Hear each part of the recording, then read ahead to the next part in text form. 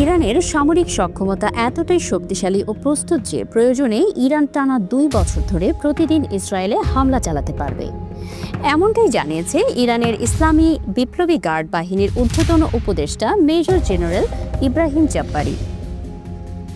তার মতে ইরান তার ভূগর্ভস্থ ক্ষেপণাস্ত্র ঘাঁটি এবং সামরিক স্থাপনাগুলোর অধিকাংশই এখনও প্রকাশ করেনি। সোমবার ৭ জুলাই এক প্রতিবেদনে এই তথ্য জানিয়েছে বার্তা সংস্থা আনাদোলু। সোমবার ইরানের আধা সরকারি সংবাদ মাধ্যম মেহর নিউজকে দেওয়া এক সাক্ষাৎকারে মেজর জেনারেল ইব্রাহিম জাব্বারি বলেন, আমাদের সশস্ত্র বাহিনী এখনও চূড়ান্ত প্রস্তুতির অবস্থানে রয়েছে। আমাদের যে ওয়্যারহাউস, ভূগর্ভস্থ ক্ষেপণাস্ত্র ঘাঁটি এবং সামরিক স্থাপনা রয়েছে সেগুলোর অধিকাংশ আমরা এখনও প্রকাশ করিনি।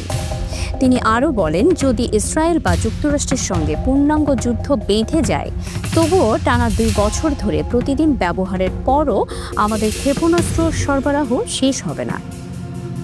এদিন ইরানের সর্বোচ্চ নেতা আয়াতুল্লাহ খামেনির সামরিক উপদেষ্টা মেজর জেনারেল ইয়াহিয়া রাহিম সাফাভিও একই ধরনের বক্তব্য দেন। তিনি বলেন, ইহুদিবাদীরা জানে যে এখনও আমাদের কিছু শক্তি যেমন নৌবাহিনী ও কোদস ফোর্স যুদ্ধে প্রবেশ করেনি, এমনকি ইরানের সেনাবাহিনীও সম্পূর্ণরূপে মাঠে নামেনি।